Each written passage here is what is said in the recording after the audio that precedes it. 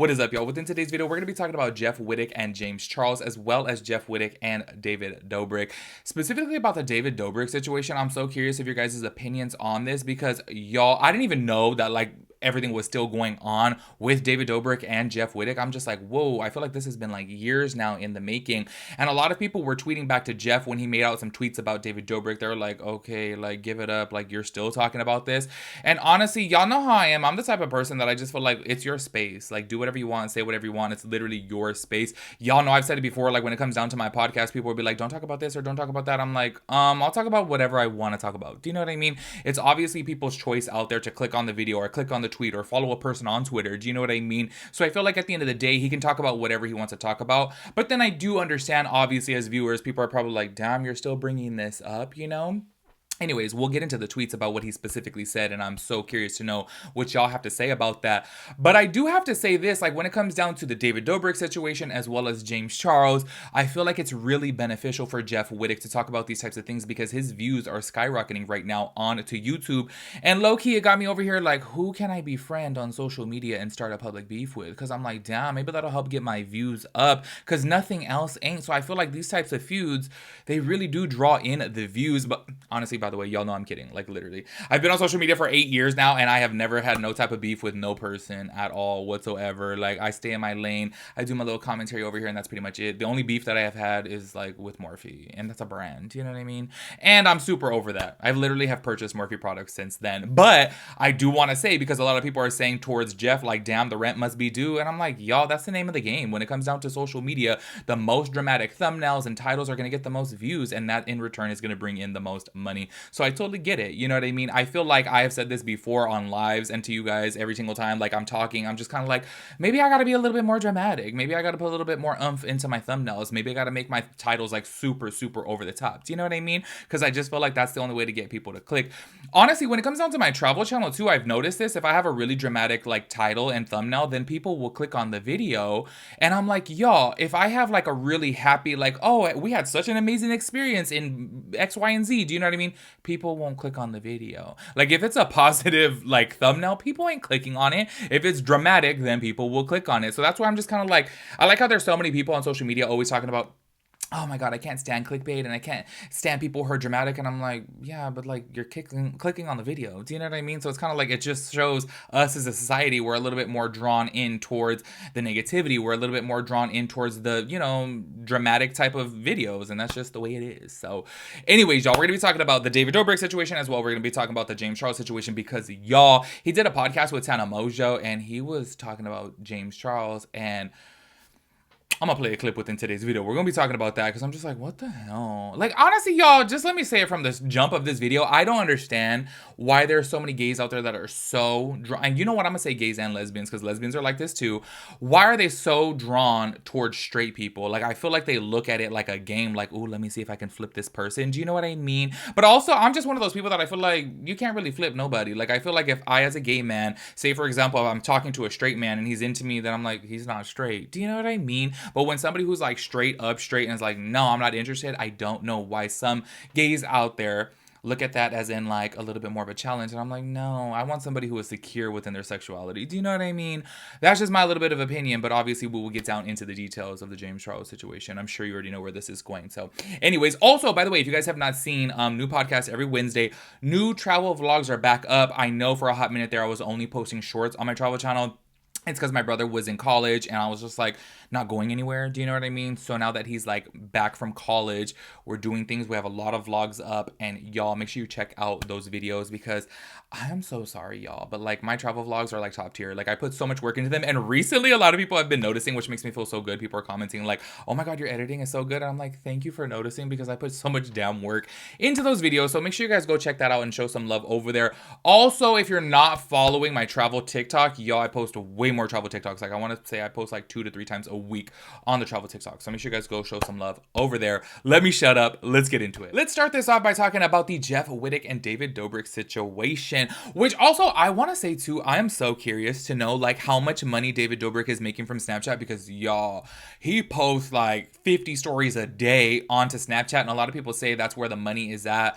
Y'all, I was even looking into it too because I was like, oh my gosh, if I could start making money from Snapchat, I'll be posting on there daily too. too. But apparently you have to have like millions of views and you have to have like 50,000 followers, and I only have like 25,000 followers on there. So I'm like, well, I guess I can't make no money from there. But anyways, I want to know how much David Dobrik is making from there, because y'all know he hasn't posted on YouTube in forever.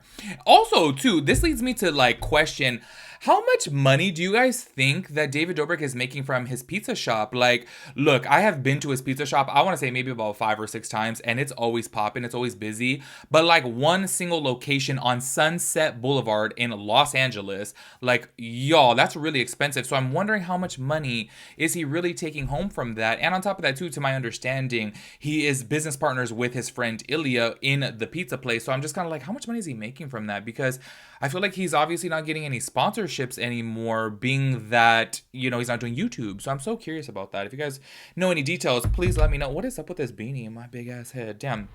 Anyways, so because David Dobrik is always posting on Snapchat, this is what Jeff Wittek took to Twitter to say. And by the way, this is a little bit late. This was a week ago. But y'all, I was just like, am I going to make a full video about this or no? And then the James Charles situation came out, and then I was like, oh, let's talk about it. So anyways, this is what it says right here. Yo, at Snapchat, you're paying a guy that smashed my skull in for a prank and left me with lifelong injuries. He also filmed and organized multiple assaults. That's why I stopped posting. I don't want blood money.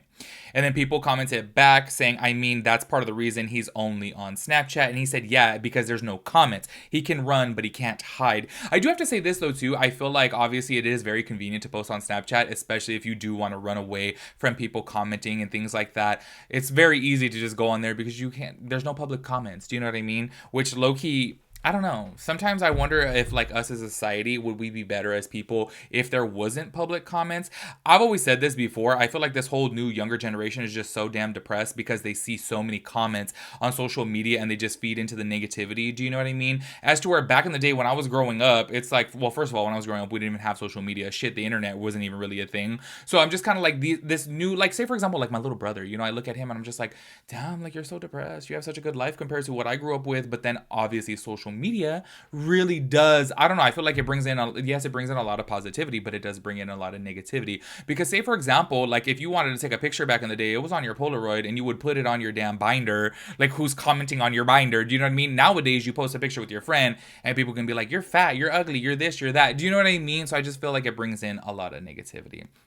Anyways, Snapchat wrote back to this, but I know it's like one of those things to where Snapchat just like automatically writes back. Their team just does it out of default. You know what I mean? So it says, hi, can you please send us a DM so we can try to help? Which is like, they're not going to kick David Dobrik off of Snapchat, so duh. Anyways, Jeff wrote back. His name is at David Dobrik, and he's traveling the world partying on your dime while I have another surgery next month. And then, you know what? I was going to say this too. I feel like, I'm just so nosy, y'all. I want to know how much money he's actually making from Snapchat, because I have seen that Snapchat has invited David Dobrik to their headquarters, like multiple times. So I'm really curious to know how much money he's making from them, but also I'm really curious to know how much money he's making from his business ventures, because I'm really wondering, is he making enough money? Do you know what I mean? From Snapchat? I don't know. I would like to know how the pay is on there. If anybody knows, give us the details down below. And there are several comments like this, but I'm just going to read one. It says, Jeff, honestly, at this point, just stop. You're using his name and what he did for clout and money. You can't live off of talking about something else, question mark. And then this is what Jeff says back to that person. He's got no clout anymore, and I don't need or want any more. I'm just fine on my own. Which obviously a lot of people do have this outlook, because it's kind of like, okay, these things have happened a long time ago. And it's just, you know, a lot of people say like beating a dead horse, but then also if he is having surgery after surgery after surgery, it's kind of like, isn't this going to be fresh on your mind? Like, damn, I'm having another surgery because of this, and this fool has not even publicly apologized. He's not paying for the medical bills. Like, you know what I mean? I don't know. I understand where the viewers are saying, because they want to see a different form of content. They want to see you talk about different topics and not just always talk about the same thing. I totally get that. But aren't you going to be constantly reminded if you're like having another damn surgery? Do you know what I mean? I'm just like, I don't know. But honestly, I got to keep it with you guys. I'm like not that big of a Jeff Wittek fan. I've watched his podcast a couple times and I find it really boring, if I'm being honest with you guys. But I don't know. I find most straight men kind of boring, if I'm keeping it real.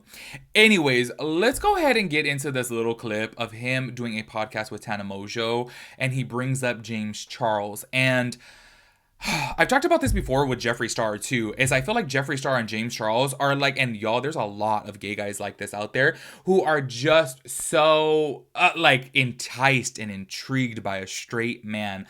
And I just don't get it. Do you know what I mean? I don't know. Maybe because I would really want somebody who is just like secure within their sexuality. I don't know if I've ever opened up to you guys and told you guys this before. I was with my ex for 1 whole year before he even came out. Like, his parents did not even know that he was gay. They literally thought that he had a girlfriend. And I was just like, I'm not going to do this. Like, I'm not going to, I literally told him, you're going to come out to your family or you're going to be with me. Like, I don't know. I'm tired of being a secret. I'm tired of your friends don't know about me. I'm tired of your family not knowing about me. It's not a good feeling to know that you're being kept in the closet. He's even being in the closet. Do you know what I mean? So it's so crazy to me to think that there's people out there like James Charles and Jeffree Star who are so enticed with a straight man that they would want to be with somebody who is fine being closeted, because it's just like, what the hell? I want my partner to be proud of me and proud of our relationship, and I just feel like people like James and people like Jeffree are just kind of like, I like the sneakiness, which I'm like, hey, do you, but also at the same time too, like, damn, like, you can't flip guys like that. Do you know what I mean? If a real straight guy is a real straight guy, that's just it. Do you know what I mean? Like I've said before, this is just my opinion. I feel like when it comes down to it, like Jeffree Star is saying, oh, I hooked up with this straight guy. In my eyes, this is just my view. If you as a gay man hooked up with a straight guy, that straight guy is not straight. Like, in my eyes, I'm just like, no, he's not gay. So you know what I mean? I don't know. I don't get this whole appeal. I just don't get it. I don't get it. And like I said, I feel, y'all, I know a lot of lesbians who are like, oh, I flipped her. I'm just like, I don't get this whole appeal. I don't know. That's just my little 2 cents on it. So I'm gonna play this little clip for you guys while they're doing their podcast, and he talks about James Charles like persistently trying to, like, you know, flirt with him and get at him. So go ahead and check this out. I could relate to this because look at what I did with James Charles, you know, to make it in Hollywood. I'm just kidding. I can't stress this enough. I'm just kidding. But if I didn't have a career going and I didn't make money and I didn't have, like, I already had momentum, who knows if I would have sucked James Charles's dick? I would never. I would have fucking just ran out or punched him in the face, you know, if he tried to make a move on me. But I don't know. He's kind of like a woman, so I would probably just run away. I would, like, you're not touching my dick. Would you squeeze the BBL before you left? Just to know. No, I would not. But I think let me finish this, because you know James Charles, he preys on young straight men, and he used to text me shit like, I want you to come over and watch a movie, and I'm like, where are you getting these vibes from that I'm that type of guy at all that would do that? But it's so crazy how many like gays I know in LA that are like that. Like I've never really like psychologically unpacked the thought process of like, is it wrong as a gay? Like even some of my close gay friends, how they'll like hit on you and they know you're straight. But is there just a line of like, it's fine if they jokingly hit on you, but if it gets too weird and you've denied it one time, then after that, obviously it's like wrong, right? Yep. Came to the conclusion. There we go. So like he asked me to come over to his house and watch movies and shit, and he would text me weird shit, and I was just like laughing what else? off. What do you say? I never entertained it. And cut my asshole here, daddy. I went and like did collabs with him because I was trying to grow my career. There y'all have it right there. I don't know, low-key it's kind of cringy because I'm just like, I don't really get, I don't know, I just don't get it. Because also too, can I just say, I don't know, maybe I'm a weird, if you guys watch the podcast, y'all know that I'm just like this. Like, I'm that type of person that if I hit somebody up one time and then they don't respond, or I like read too much into it, I'm like, oh, they're not interested, I'm not gonna write back. Do you know what I mean? Like, even when it comes down to dating apps, like, y'all, and I know that this is a problem of mine, I know I have to work on this, because how am I gonna meet somebody? I won't even write to somebody first. Do you know what I mean? So the fact that there's people out there like, you know, James Charles, who are just kind of like, okay, if a person shows you that they're not interested, in their brain that flips to, oh, I gotta try a little bit harder, I gotta put in a little bit more work, and I gotta like finesse a little bit more. And it's like, no, take the damn hint. Like, they're not into it. Do you know what I mean? That's just me. Also, I do want to get your guys' opinion. How do you guys feel that Tana Mongeau feels, and how does like James Charles feel about Tana Mongeau? Because last I heard, maybe I'm out of the loop on this, I know that they had a falling out publicly, and I know that Tana Mongeau spoke out about him publicly, but then like a year or something down the road, they ended up running into each other and like making amends, and everything seemed to be fine. So now I'm curious to know, what do you guys think Tana feels about James, and what do you think that James feels about Tana? Because I am so sure that James has seen this like clip before. Because I don't know, I feel like things would be really awkward if they are in fact cool. I mean, I don't feel like they're like best friends, but I do feel like, hey, they may run into each other at certain events. Do you know what I mean? I don't know. Anyways, that is it for this video. Make sure you guys let me know your 2 cents on everything. I will catch you guys in the next one. Peace out, Girl Scout.